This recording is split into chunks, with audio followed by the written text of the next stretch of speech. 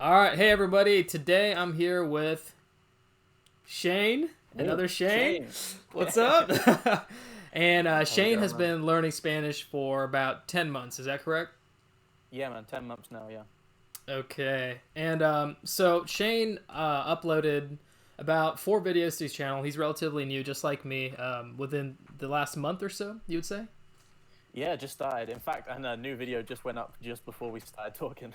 Okay, the, awesome. So the five now. Yeah. yeah, But anyway, so yeah. yeah, Shane commented on one of my videos, and I checked out his channel, and I was super fucking impressed with the level he'd attained in like 9 months. So I was super interested in talking with him. So that's what we're here for today. So give us a little bit of background. What prompted you to start learning Spanish? Why are you learning Spanish? Yeah, man. The truth is, I don't actually know. Like, I don't have like one super specific reason, right? I guess it's a Okay. couple of things. It's definitely one of those things where, like, I've always said I'll learn Spanish, but I've never done anything about it. I remember actually a few months into starting Spanish, my Facebook memories popped up and showed me like a status that I'd wrote in like 2011 Uh huh. saying, do I know anyone that could help me learn Spanish? And Oh no obviously I way. never did anything with that. And Right. but yeah, I suppose 9 months ago I'd started dancing salsa in the city where I live. Okay. So I like knew some Spanish and Latin people. I was also doing a little bit of part-time work in a restaurant, and there was a few Spanish speakers there, a few Portuguese people that spoke Spanish as well. So I suppose I was around it a little bit more. I kind of had the opportunity maybe to use it or whatever, and but yeah, it was a kind of a random thing. I just sort of Mm-hmm. was bored using Duolingo, and it stuck for a while, long enough for me to want to kind of keep going with it. And it's one of those things, kind of like the more I started learning, the more I was fascinated by what I could learn or what I could do, and all this stuff. Okay, so it sounds like the interest was kind of there, just Dormant. not dormant. Yeah, dormant's a great word. Yeah, just dormant. And then you kind of took a little couple steps towards it, started using Duolingo.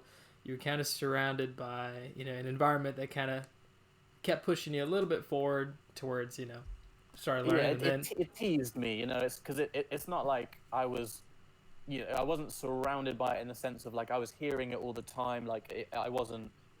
I don't need to use it. To this day, I don't need to use it. I can drop Spanish, and it doesn't affect my day-to-day life. gotcha. But yeah, I was. There were little pieces, little shiny gems around that I was intrigued by, or whatever, and yeah, kind of served as a bit of a springboard, I suppose.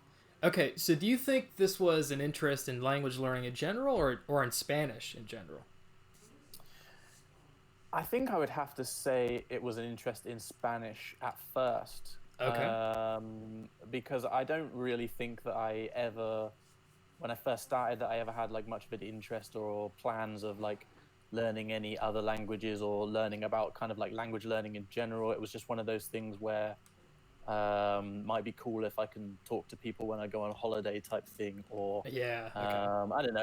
Even just like kind of sort of egotistical stuff. I guess it sounds kind Right. of cool to Right. be able to speak Spanish or whatever. Yeah.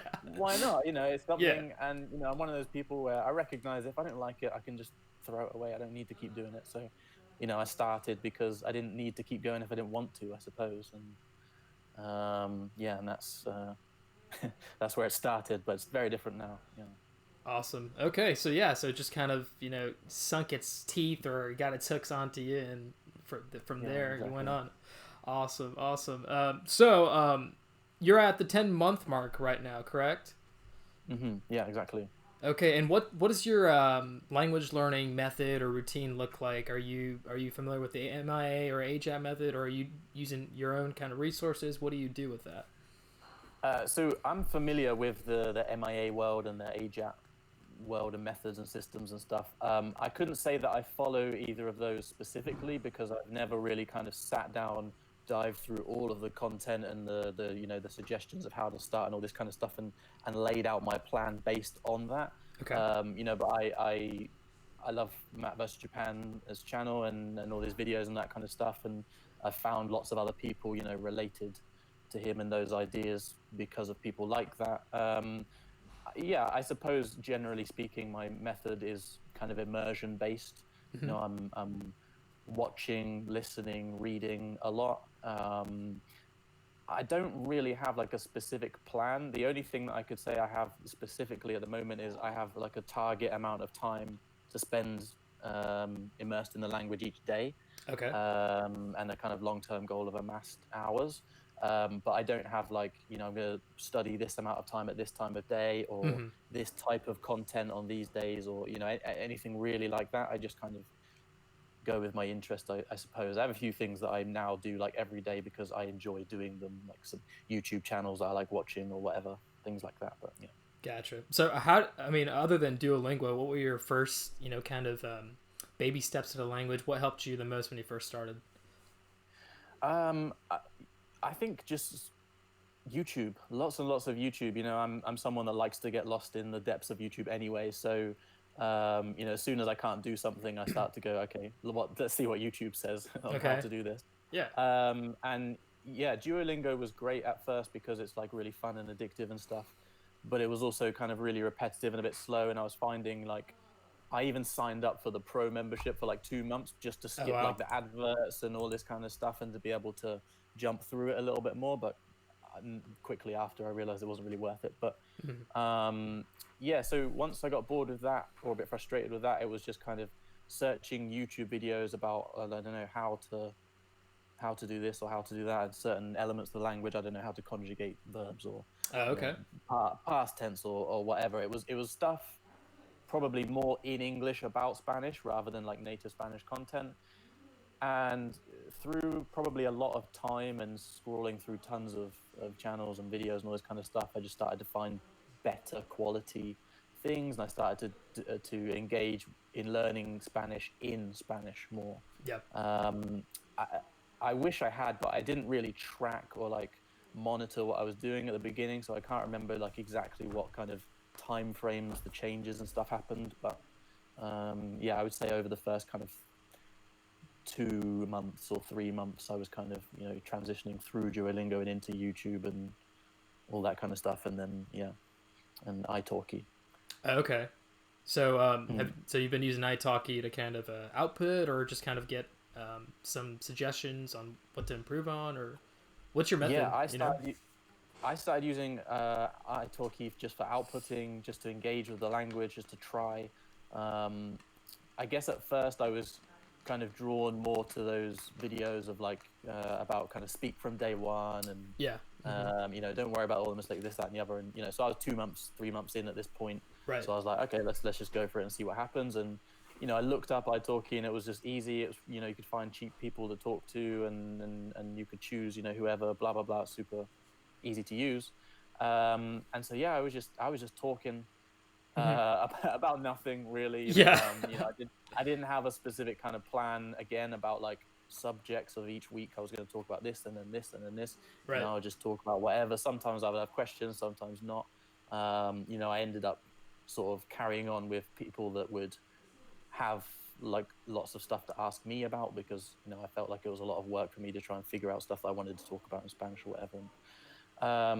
To be honest, I've been rinsing Duolingo, Italki since like day one. I use it a lot. Wow.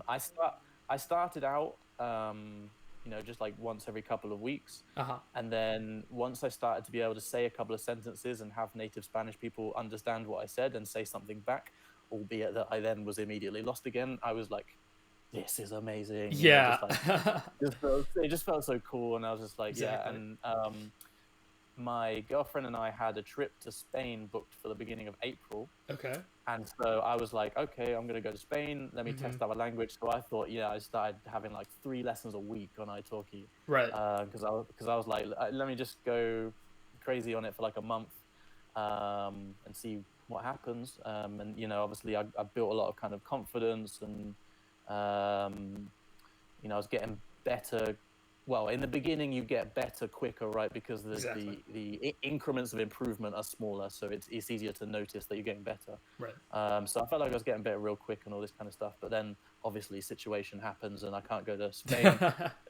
But I'm having these classes like 3 times a week, and I say to myself, all right, well, I'll go back to 1 a week. But guess who doesn't cancel any of his classes, right? Because I'm hooked. Yeah. I love it.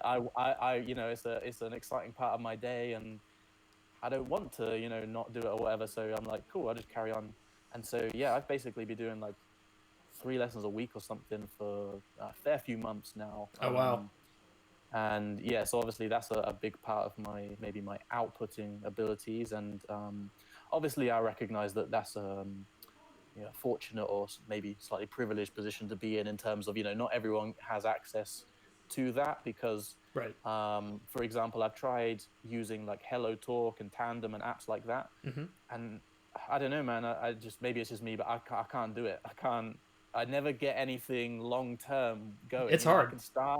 I can start lots of good, interesting conversations, but it never lasts more than like 2 days or whatever. And there's, Yeah. you know, for Mm-hmm. various reasons, whether it's, you know, people's schedules or at the beginning, you know, I can't speak Spanish very well, but most Spanish people can speak English better than my Spanish was. So it's kind Right. of boring for them. And so you have this clash of levels and interests Mm-hmm. and all this different stuff. And it was just so much effort for very little reward that I just kind of gave up on it and haven't been using it at all since like month 4 or something. And so yeah, just italki for me was just better because I can just like, yeah, I've got to pay, but she's going to be there, he's going to be there on the dot. They're going to have some stuff to talk about, I'm going to have some stuff to talk about. I know I'm getting my hour in, and then yeah, or my 30 minutes or 45 or whatever. Experiment with different times, but Wow. Okay. So, yeah, what you just said. I mean, seeing your video, I'm of the opinion that you have a good level in Spanish. Like, I'm sure you can have very decent conversations and all that. Um, this is kind of like, the don't output early. Outputting early is mm-hmm. gonna mess you up, and that kind of line of thinking is pretty prevalent, I guess, in the MIA/AJATT community, or input and immersion methods or community or whatever, right? Language learning now. But I'm of the opinion that if it excites you, like you were smiling so hard when you were talking about, outputting, right? Yeah, If it man. excites you and it embeds you into, a language learning routine that gets you excited, it's beneficial. It's amazing. And if you have the resources to get a language tutor, teacher, do it. Mm-hmm. And it seems like maybe that you would agree with that statement. 100%, man. Yeah, I think you've just highlighted to me the most important part of language learning is you have to find a way to make it fun and enjoyable for you. Because if it's Right. not, you're just not going to keep doing it. You're just not. You know, unless you have to learn. You know, unless you've moved to the country, you can't survive without learning.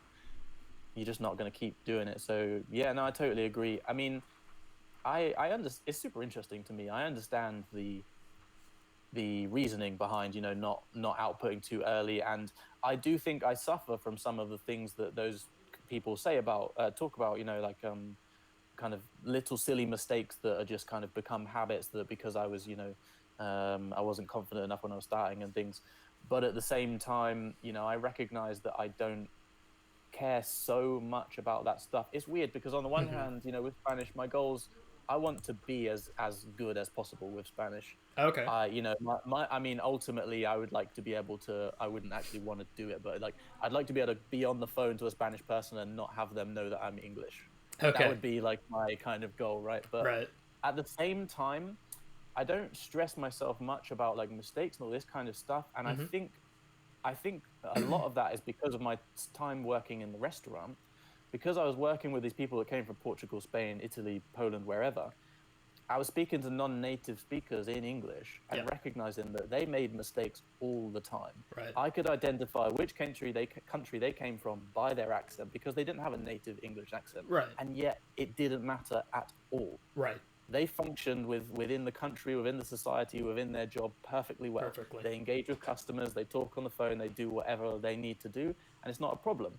So I was like, you know, instantly I'm like, okay, you know, speaking perfectly beyond being impossible doesn't matter.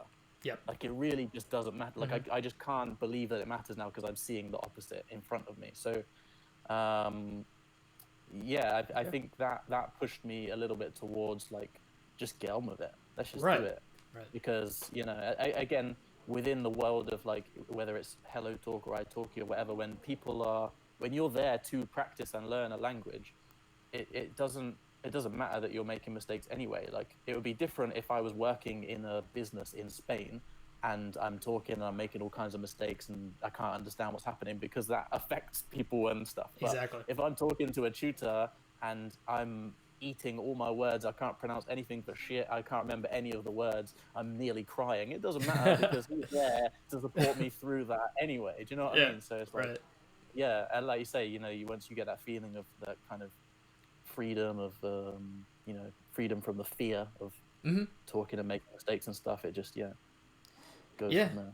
See, I mean, yeah, there's that saying, "Don't let the perfect be the enemy of the good," and I think that's especially true in language learning, um, and that includes. I remember reading, I think, or reading or watching something about Stephen Krashen, and one of his input hypothesis was that when you're, or the I think it was a monitor hypothesis, whatever. It sounds technical, but basically, when you're trying to speak, there shouldn't be any kind of psychological stress on you, or you shouldn't be placing judgment on yourself when you're trying to speak, because that'll actually hinder the natural flow of your output. So I pretty much think that a tutor is an awesome, safe environment where you don't have to worry about messing up, because you're paying them and they're there to help you out. They're support to you. You're not influencing or Yeah. changing anyone. You're not messing with anyone's business or anything, like you said, right? So No, exactly. And for most people that you're going to talk to, the pleasure that they will get from the fact that you want to learn not only another language but their language right. is greater than the any kind of annoying feelings or frustration that they might have from your inability to express yourself well in the language. So it's all not all good, but it's more good than bad in any case. So yeah. Awesome. Okay. And so I was really curious, just getting back to your kind of like daily immersion. You said you don't have a routine or anything, but what kind of resources are you using right now? What are you watching things on YouTube with subtitles, Netflix with subtitles? What kind of books are you reading? Are you using Anki? Just kind of go over what you do daily. Yeah, man. Okay, so YouTube, YouTube I use daily. Basically, there's like one channel that I watch daily, which is a channel that talks about like basketball, cover like the NBA, because I'm an NBA fan, and so I found a channel that is great for me because I'm specifically focusing, at least for now, on Spanish that comes from Spain. Okay. When it comes to basketball and the NBA specifically, it's hard to find stuff from Spain because there's a lot more content that comes from Latin America because it's just closer, it's easier, So I was really happy to find this channel that has these two guys just talking about the NBA that come from Spain, talk with Spanish accents and in the way that the people from Spain speak. So I watched that's probably like 15 to 20 minutes each day. Over the last 2 months, I have dropped subtitles. Oh, okay. Before that, I was subtitles on everything, always in Spanish. Okay. And yeah, why did I drop subtitles? Oh, I did I don't know if you saw the little challenge thing that the guy from, I think his name's Lamont, from Days of French and Swedish did. Right. Like that like work week of studying or whatever. Yeah, the 40 hours, like right? Yeah. Yeah, so I did that, and I used that like as an opportunity to try and drop subtitles and see if I could kind of catch up, because I started a new TV show on Netflix at that time. So I was like, okay, let me see how I get on. And it's difficult at first, it takes a little bit of adjusting to, but it's surprising, it was surprising for me how much I could still actually understand. And then, I started to improve my listening pretty quickly. And of course, I don't understand everything ever, but I feel pretty comfortable with most stuff outside of things like stand-up comedy and like technical stuff and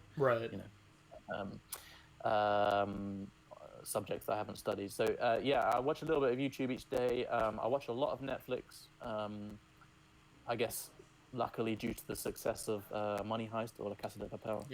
There's quite a lot of at least well-funded Spanish TV shows. I think a lot of them are quite good. Right. Most Spanish people would tell you otherwise, but at least they've got studios behind them and stuff, so they're high quality and all that kind of thing. And so I've been diving into a lot of Spanish series on Netflix.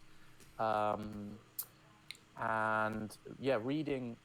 I started with short stories. So I had a book by Ollie Richards. I don't know if you know. Yes, I actually have that one. Yeah. Yeah. Mm-hmm. Okay. Yeah. So the short Right. stories. I started reading that, and a couple of others by a guy called Paco Ardit or something like that. I think he's a Latin American author, but anyway, he Okay. writes short stories for learners. And I found it really, really helpful because like reading was obviously when you're watching stuff with subtitles, you get to see the words and you get to do that, make that link. But it seems like it's happening so much faster. Like I felt like I was like in a rush to notice and read and see everything. Right. Whereas with reading, I felt like, obviously I had a bit more time to process all of the words. And then when I started introducing the audio, it was a little bit easier. So I felt like it was really helpful for improving my grammar and Mm-hmm. improving my vocabulary a little bit. But as much as those books are useful for me personally, the stories are less than inspiring. So I was just kind of like, I'm just going to jump into normal books and see what happens. Right. So the first book well, actually, no, that's a lie because I used a bridge, which was Harry Potter, because I Right. knew the story. The I typical knew, bridge, yeah. like everyone. But I know the Right. story. I know what's going to happen. So I followed it along. And the other good thing I think about Harry Potter is the audio book is like, it's really well performed, right? So it's not just like someone reading the script or the book. They're really getting into the voices of the characters. There's music in some parts, and so that helped to kind of make it a bit more of a fun experience. And then, I've been reading novels. Oh. Mostly based on what Ollie Richards was saying in his book and stuff like that. Reading stories is kind of an easier way to stay engaged with what's happening, and you can kind of just let yourself get taken by the story and not have to worry so much about, do I understand every single word? Whereas I find like sometimes I'm reading non-fiction or articles or something, like I need to know more of the words to be able to actually Right. follow and genuinely understand what's happening. Right. So yeah, I started reading novels, and I don't really know how or why I chose authors apart from the fact that they were, again, from Spain and living in Spain. Okay. To kind of ensure the style of speaking and the audio book then like more likely to be narrated by someone with that accent. And yeah, the more I've gotten into my journey with Spanish, the more I've been reading, like, because I use Audible to listen to the audiobooks as well. I looked yesterday actually, and I listened to like 36 hours of audiobooks last month. Wow. All in Spanish? All in Spanish, exactly. Wow. Yeah. Okay. Wow. Which is quite a lot, obviously. So yeah, but it's weird because I never liked reading novels in English. Ever. In fact, I don't think, apart from Lord of the Rings, I've never read a fiction book in English by choice. Okay. Right, like only in school. I've got loads of non-fiction books over there. I like them, but never interested me. But yeah, in Spanish, I suppose it's like, yeah, it's the whole other kind of element, the challenge of understanding stuff in another language. It's all, again, it's that giddy, excited feeling, like there's stuff happening in Spanish and I know what's happening. Yeah. Oh man, you bring me back to the old days. The old days. What do you mean by that? 3 years ago, I remember just. I mean, I'm not at a great level or anything like that, but I just remember the first couple 2 or 3 months just learning, going through the most common words and just seeing. I don't know. I just read the back of like shampoo bottles or labels on things and be like, I can't read this. You know, I was like, what? So, yeah, no, it's definitely an addicting feeling, and once you get hooked by it, it's not gonna let you go. It's not gonna let you go at all. I took long 6 months breaks in my journey. Always came back to it. I never let it go. Obviously, I mean, I would feel guilty, like it would freaking eat at me if I didn't, get back to it. So yeah, language learning is a beautiful disease, but it. Yeah. Especially when if you engage with a language, right. If you're just kind of learning by yourself and absorbing, then it can be maybe a bit frustrating. But once you get out and you're, talking to people or engaging with it in some way, you're using it in some sort of real life scenario, suddenly you get that, like you said, that childish feeling. And, exactly. You described it perfectly. Exactly. Yep. And okay, so I was curious as to what your ratio of like audio listening to reading to output practice is, maybe daily, or what would you kind of put it at? What would you do daily? Daily. So I don't output daily. Okay. I like I say, I have usually 3 classes a week. So they are that's 2.5 hours of classes Okay. in a week at the moment. Obviously, that's varied. Sometimes I have shorter or longer classes, but and then at the moment I'm averaging just under 3 hours of input, of active input, in some way or another, whether that's reading or watching. I would have to say, if I had a guess, because I don't calculate percentages of reading versus watching because I always have audio. Right. I would probably say that it's probably 50-50, Oh, okay. Wow. because of the amount that I've started to read, and because also I've been burning through a lot of the Netflix series. I'm starting to struggle a little bit more now to find stuff that is really grabbing me as Mhm. much. I still have a few things queued up, but I'm eyeing down the line. I'm like, okay, I'm nearly I'm nearly through my resources, because in the beginning I could watch stuff that wasn't like amazing, Yeah. but it was good enough. Like I remember watching Elite Elite. Yeah. in Spanish, and it's not great, man. But I was just starting out, and it was interesting enough. Someone Yeah. dies. I don't know who. Fine, I can Right. get down with that. I can stick around to find out who. So, but now I need to, because I understand what a lot of them are saying. I understand what's happening. I need to care about what's happening a bit more. So, Exactly. Yeah. yeah, The content needs to be more interesting. exactly. Yeah, Right. definitely. Okay. Cool, man. I'm at a block now. So, 50-50 reading, I mean, it's just kind of, it sounds like you gradually added reading to the mix. When Mm. would you say that reading got up to the level that you're at? I mean, the amount of reading that you do, was it after you felt maybe that you understood a certain percentage of what you were, you know, inputting? Or did you Um, just start reading as soon as you felt like you wanted to? Uh, yeah, I mean, I definitely just started reading as soon as I felt like I wanted to. Okay. I guess also linked with, um, actually, it was a video that Matt vs Japan made about like why reading novels was so good. He's talking about this idea of, when you watch something on TV, that a lot of the information, a lot of the content is shown to you subliminally through the set, through the designs, through the colors, whatever else is happening on screen, not necessarily through the dialogue and through the language. Whereas in a novel, they have to describe the room, the feeling, the Hmm. tensions, every little detail with the language. So you get that much more content. And that just made so much sense to me. And I probably just went straight to Amazon and started looking for stuff that I could grab. And yeah, stumbled across the Ollie Richards book. And I think I probably got lucky with the first proper books that I started to read, because they were like, I don't know, I guess like thriller, kind of detective, dark murder mystery sort of thing. Hmm. So I mean, they're not action books, right? But there's lots of action happening. Right. So they're a bit easier to read, and generally the format are shorter chapters. Okay. Whereas there is another book that I've tried to read that was a lot more kind of meditative, I suppose you could say. Hmm. Lots of very long thoughts, abstract Ah, things, okay. not lots of things happening, and I found Monologues. it a lot more Okay. challenging Gotcha. to both be interested in and follow along. Because as well, the Spanish tend to write with a lot longer sentences, so that's another thing Right. you've got to get used to. So I think, yeah, there was like 2 books that I started reading when I started reading, and I feel I got really lucky because they were like relatively new books, and the first of a trilogy, both of them, Okay. that was just coming out. So the third of each trilogy, one comes out in 2 weeks, the other comes out in December. So I'm Hmm. like right in the, it's like I just found Game of Thrones as it's coming into the 4th season or something. I'm like, yes, Gotcha. let's go. Perfect. Yeah. Um, Although obviously it finished like shit, but anyway. So leave that out. I'll get angry. Right.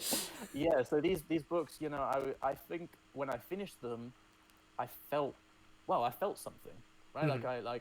I remember finishing the one book and I was like, holy shit, that was dark, man. That was kind of deep. Like that was kind of heavy. Like I remember thinking, let's watch something funny on TV now to Oh kind of wow. level me out a bit. And the other book, I was like, I was just so grabbed by the main character. I just I really liked the main character, and I just remember thinking, like, well, I remember admiring the writers for one. I was thinking, if someone can grab me that much in a language where I don't even understand everything they've said, then you must be able to write pretty well. Right. But also, I was just kind of like, yeah, I can get into this. You know, I'm enjoying it. Um, it's also a lot harder to get distracted. Okay. Because the thing with me, like for Netflix, is especially now that I'm not having to pay so much attention to understand, Mm-hmm. I can get a little bit distracted occasionally. If my Right. phone flashes when Netflix is on, I'll probably look.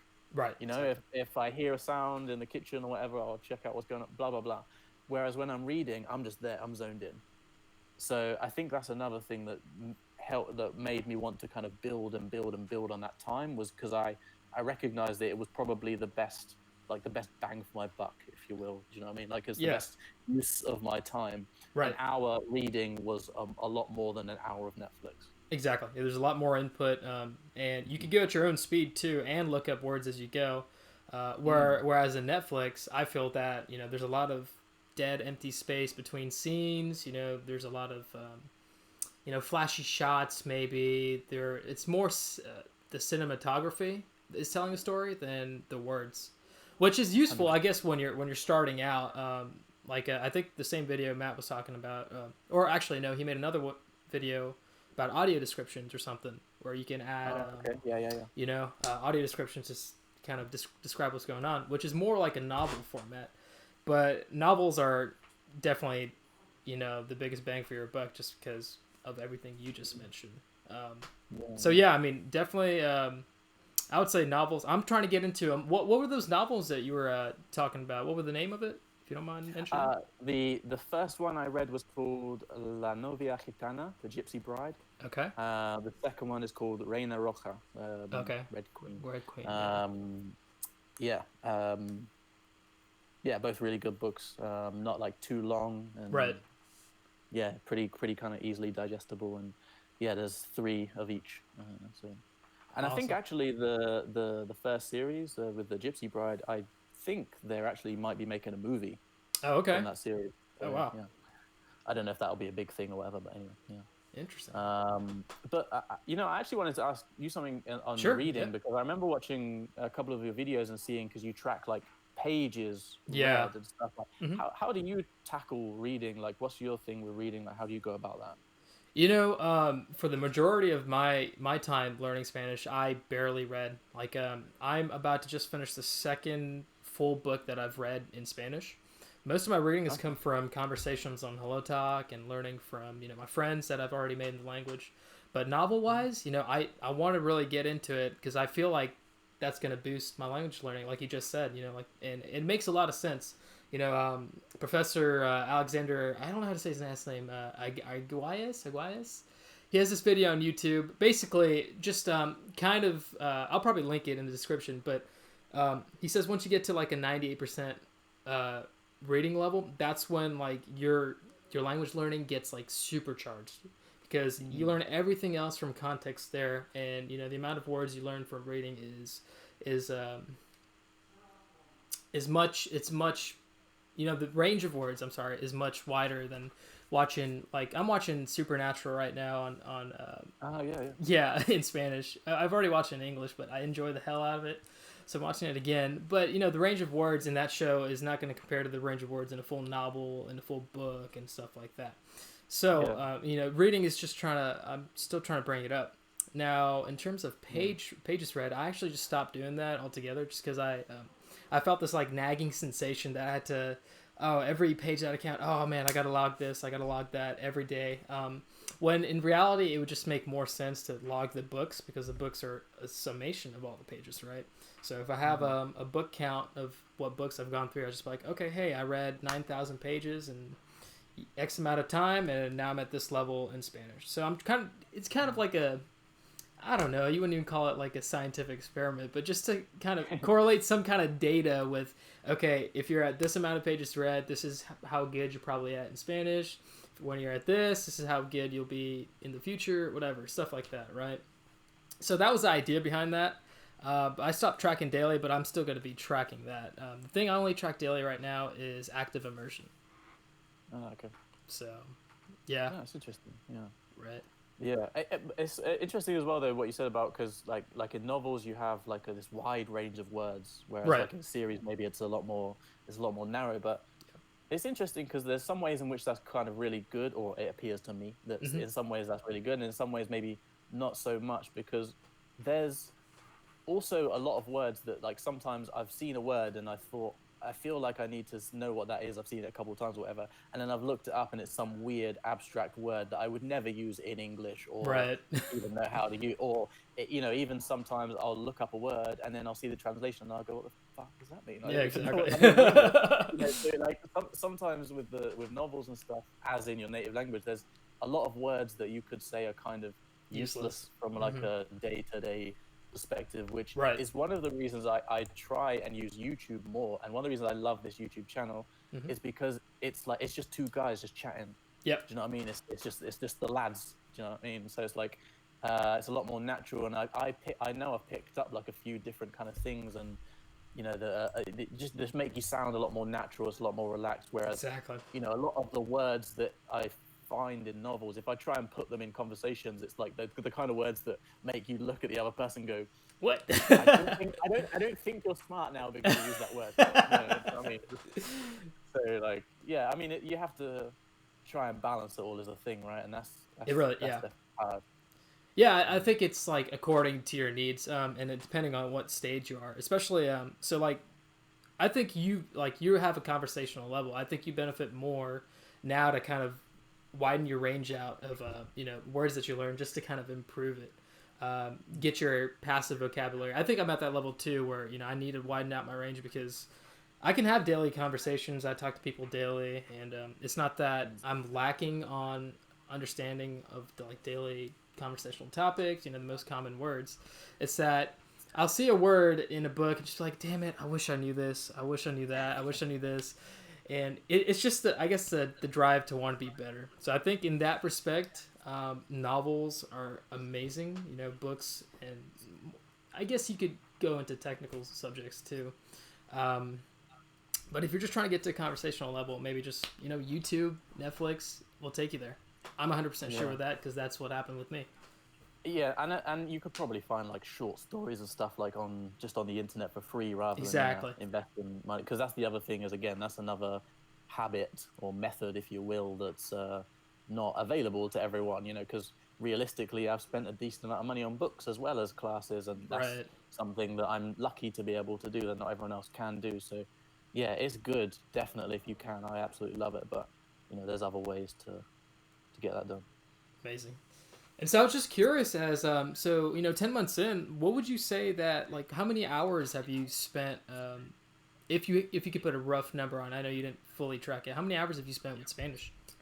Um, yeah, hard to say. Let me just because I've been tracking properly over the last 2 or 3 months, I suppose. So Sure. July and August. So yeah, so since the beginning of July, I've done 190 hours.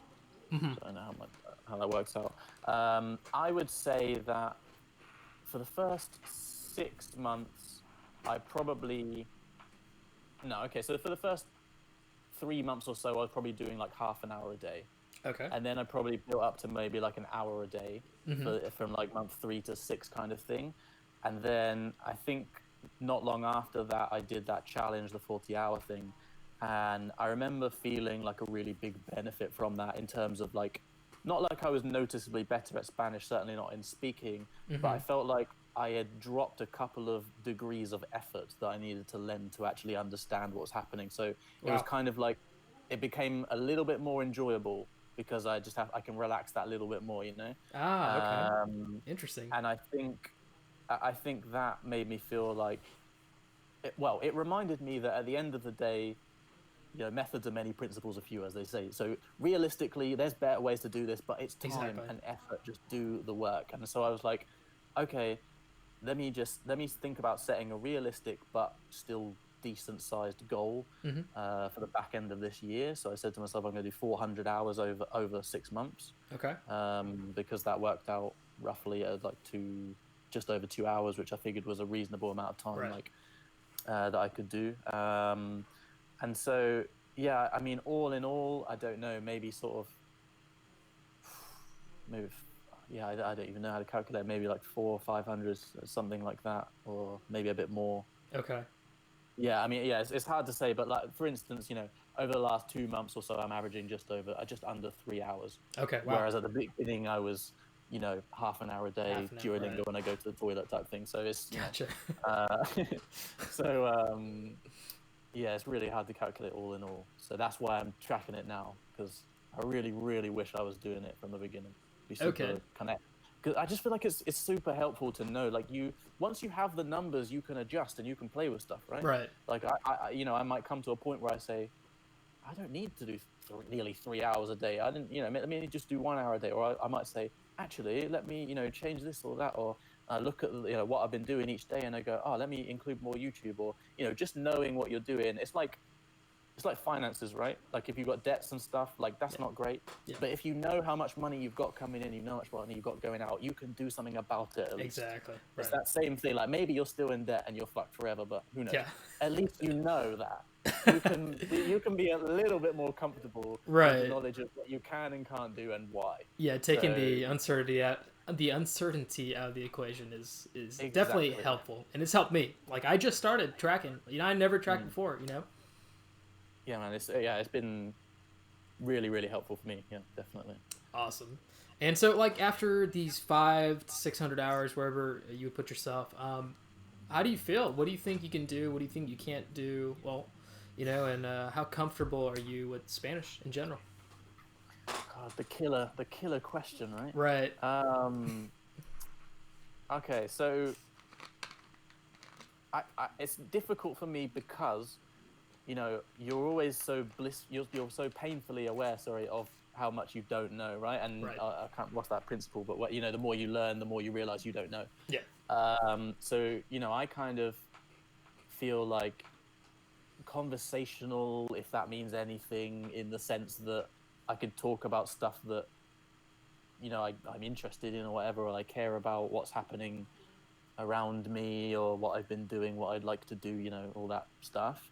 But at the same time, because I've asked different teachers and stuff as well. Like I've had some professional teachers just to try and get a bit of an understanding of, where I'm at, what might be good for me to work on. And it's weird, man, because, I've had people say, B2, I've had people say, B1, I've had someone say C, I've had two people, say C1, which is definitely not. It's Right. definitely not. But two different native Spanish speakers told me that. And so I find it hard to trust my judgment of my level, right? Because on the one hand, I don't want to undersell myself. I've been putting in work and I can do a little bit of damage with Spanish. It's all right. But on the other hand, I'm not native. I couldn't make one of those YouTube videos. I pretend to be a native Spanish speaker. I couldn't make one of those videos, because I'm not at that level. So, I think if you had to do it on that scale thing, I would wince a little bit, but I would say in, shooting at that B2 kind of area. Okay. It's not that crazy native level.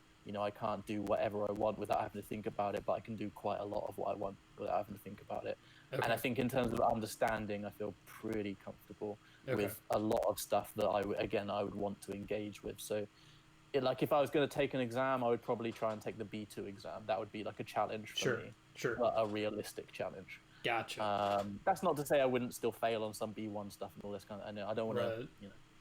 I know this is going to go on YouTube, so No worries, man. Everyone brags on YouTube. You're good. You're good. Yeah, talking about your levels is a dangerous job. Right? Yeah, so it's like I feel good, but not amazing, kind of thing. Yeah. No, I mean that's expected, but I mean your level surprised me to when I don't think at 10 months when I was learning that I could have spoken just like you did. So that was interesting to me. And I mean, but the trap though, right, is because when you hear 9 months, we think of like everyone's 9 months is the same 9 months, but it's not, right? Right. Because over those 9 months, I put in a decent amount of time, whereas over someone else's 9 months, maybe they did 20 minutes a day. Exactly. And so the reason is not because I'm special. or so talented or amazing or anything like that. It's just the Don't equation of undersell having yourself, man. Don't well, undersell yourself. I might be able to do a few things, but it's mostly it's effort, It really is, yeah, and that's one of the things I've found in my journey. Like I said, it's been 3 years come in November for me, but I took long 6 months breaks due to jobs, life situations. Didn't really put enough effort into it when I first started. Yeah, So it really is just a journey, but as long as you accumulate those steps, accumulate those hours, you're gonna get there. And I think yeah, you're a prime example of it. I'm an example of just putting in the work, and the results are gonna show up.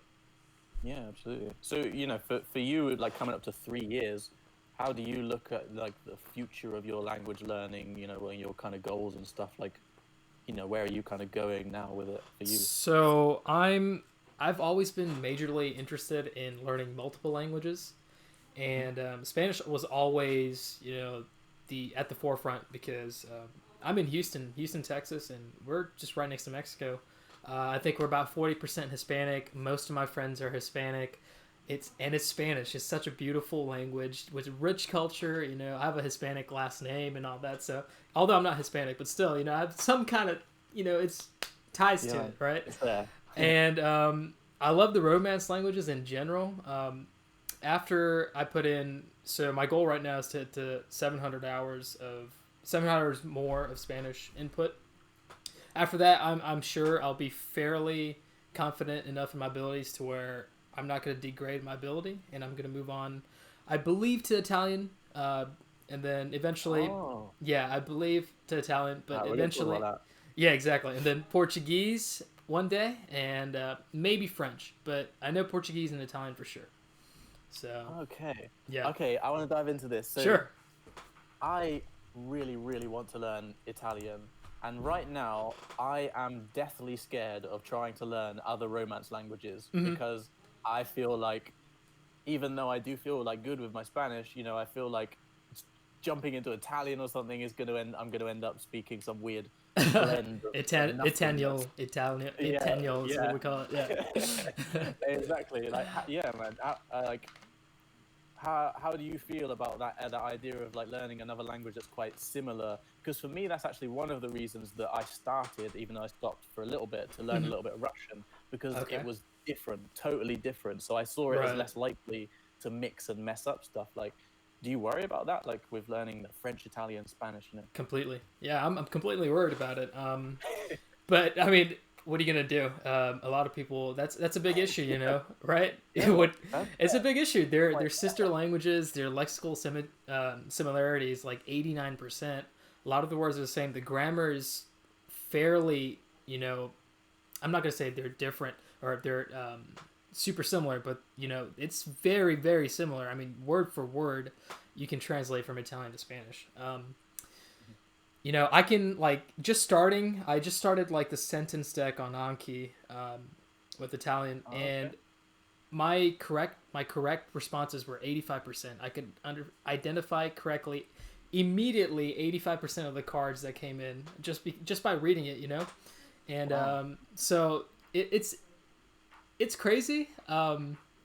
But I'm going slow with it. I'm focusing deeply on Spanish. I'm not doing any Spanish or Italian immersion or anything. I'm not listening to anything. The only thing I'm doing is reading sentences. That's it. And it's easy right now. I don't need to do like 1,000 most common words. They're already there. You'll know it. Like when you first Mm, start, you just be like, okay, this is cool. And mm, so that's my method. But starting seriously Italian immersion is going to be after hitting these 700 hours in Spanish. mm. Okay. Yeah, nice, interesting. Yeah. Yeah, man. Because for me, in my head, I'm thinking next year is like a buffer year for me. Gotcha. So next year is going to be a bit of a well, it's going to be Russian slash dabbling, Okay. whilst still maintaining and sort of slowly improving Spanish. And Right. then the year after, my intention is to be able to have the confidence to jump into Italian, just to Awesome. yeah, just to have Spanish at that kind of yeah, just that little bit more strong and secure. Just have that more hours kind of outputting it Okay. correctly in a way that I guess makes me feel like I might be able to assimilate it more. Like, yeah, this is correct and this is Spanish, so that one's Italian sort of thing. I mean, I know it's still going to happen, all that kind of stuff. Yeah. But, you know, I just want to put a bit more distance, I suppose, between Fair my enough. starting to learn Spanish and yeah, it's weird. I mean, I was worried. You know, that worry of speaking Italiano. I can't even say it. Happens to me in English. I mix Spanish words with English sometimes. I'm like, what the hell? I cannot remember for the life of me the word in English. Dude, I know what you mean, and or sometimes like there's some things that just are just so much easier or simpler to say, like, or express in Spanish. Yes. And I'm like, oh, wait, how do you go? Oh, now I've got to put 5 words in this place of like 2 or something. Like exactly. Yeah, man. Exactly. I know what you mean. But it's cool. That's a cool feeling. I was just so yeah, man. Because you mentioned Anki a few times, and because you're asking me about Anki, and like right. That was another thing that I was kind of interested to talk to you about, because Sure.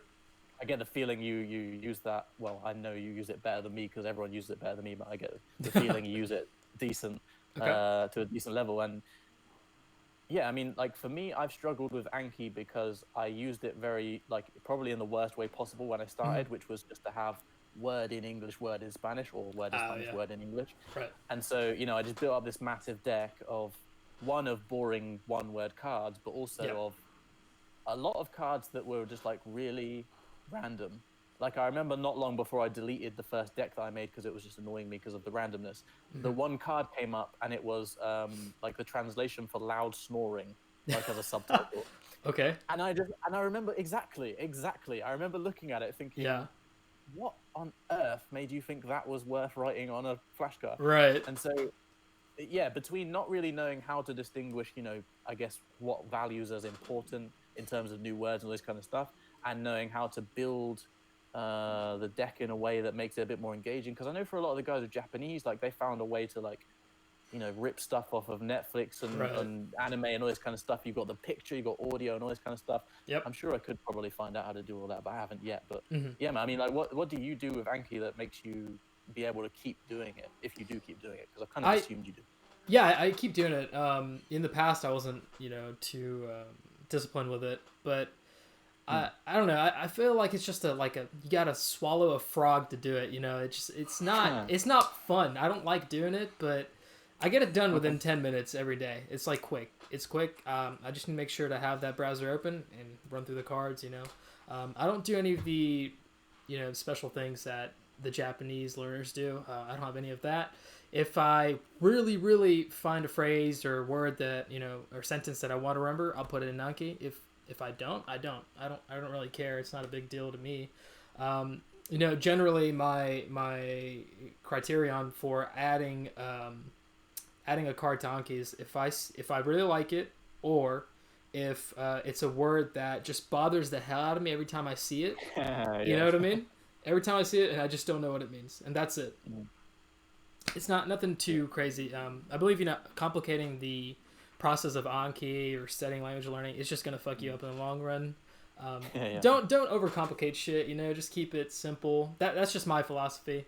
So I'll just use a pre-made deck, or I'll add words to Anki and just try and do it daily. I miss days here and there, but at least 5 days out of the week I'm doing it. So. Okay. Yeah. No, it makes sense. Like you say, just don't overcomplicate it, kind of thing. But yeah. I suppose that's one thing I've not mastered yet. Still is getting myself to do the stuff that I know works but isn't actually as much fun as other stuff. So exactly, yeah. So there's a little bit of the that discipline kind of shit, I don't want to do this. But it's just a tiny slice of language learning. Most of this stuff that you should be doing is stuff that you want to do. Otherwise, it's all about the long term perspective, in my opinion. Because language learning is a long-term thing. You're not going to learn a language in 3 months. No matter what anyone says, it's just not going to happen. Well, maybe if you're learning Italian from Spanish, I don't know. But, I mean, I suppose it depends on the way you define it, right? Because you're not going to learn a language in any kind of meaningful way. But if you're going on holiday somewhere in 3 months, you could do a good bit of damage. Oh, yeah, 100%. Be able, impress a few people, whatever. But 100%. You're not going to be able to sit in front of the telly without the subtitles and understand what's happening, and exactly. Go, talk about the local council in the bar and all that, politics and blah blah blah. But yeah, cool. So yeah, I mean, I'm out of questions, man. This has been an interesting conversation. What would you like to talk about? I mean, I still have time. I mean, do you have any other thoughts, concerns, or any advice for new language learners? I know people struggle starting. That's the hardest part. I released a video just, trying to help people get started. What would you say?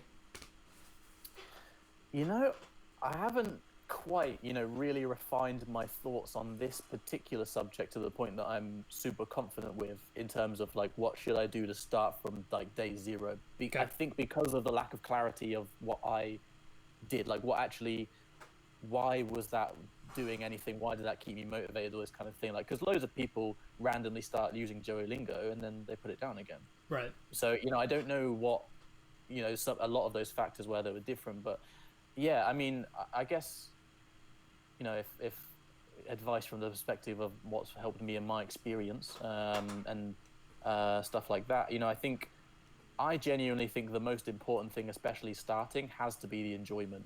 Okay. Has to be the fun and the willingness to engage, and which is tough as a beginner, which is why I think at like 0.0 stuff like, maybe not that app specifically, but apps like Duolingo, Busuu, or Forge, or whatever else, there's thousands.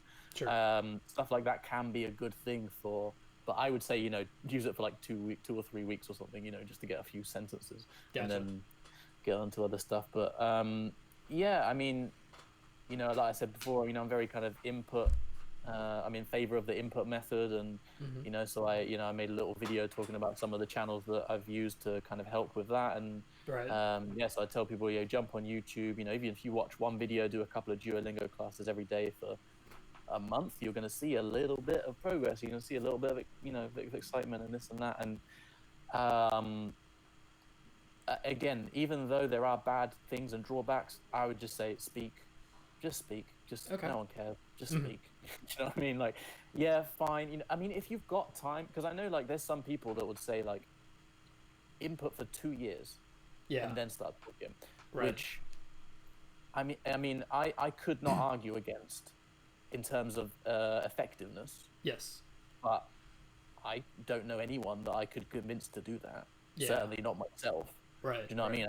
I couldn't pitch that idea to anyone, and like, because it's just, I don't know how you would maintain that. I mean, I tip my hat to anyone that can maintain their motivation of, without ever engaging with that language over 2 years, because, the comparisons between, learning as a baby, I think what we drop from those comparisons is that the baby doesn't understand what it is to experience life as a human being. Yeah. They don't have an understanding, or they experience things like frustration, all these kind of things. They don't have an understanding of it and their relation to themselves, if they even understand themselves as a self, right? Right. Like there's so much that's different about the experience of a child. And so, the fact that they don't speak for 2 or however long, a year or 2 years or whatever, I don't have a child, I don't know when people start to speak, but, it's totally different. And I think, you, again, like we said, you're going to get that joy, that sheer just childish joy from engaging with the language. And so, absolutely, I think when you speak, you make mistakes and you do all the normal stuff that everyone's going to do, you get over it quicker. And you start to realize that no one's going to laugh at you and point fingers when you say something in feminine instead of masculine. Right. And everyone still understands what you meant when you didn't remember to use the subjunctive, even though it does sound a bit weird. And, yeah, he's from England, but I know what he said. You get over all those little niggly things and you just start to be around the language, And because for me now, I don't really myself as kind of learning Spanish in the sense of like studying in any kind of way. It's just that Spanish is a part of my life. Awesome. I don't learn about what happened last night on in the NBA through the NBA website anymore. I go on these guys' channels and I watch their video. That's how I engage with the NBA. I don't tell myself to watch TV series. I want to know what's going to happen at the end of Grand Hotel. I want to know if Nairobi's going to die in the cast of a pub.